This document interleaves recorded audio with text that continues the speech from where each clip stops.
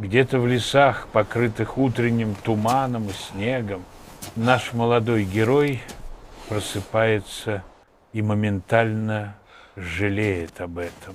Наш отважный, первобытный выходит на охоту на ветки и кору. Наш герой начинает шаманский ритуал.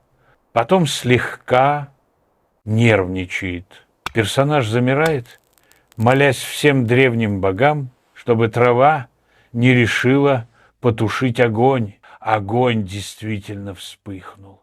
Это первый костер, который разжег человек.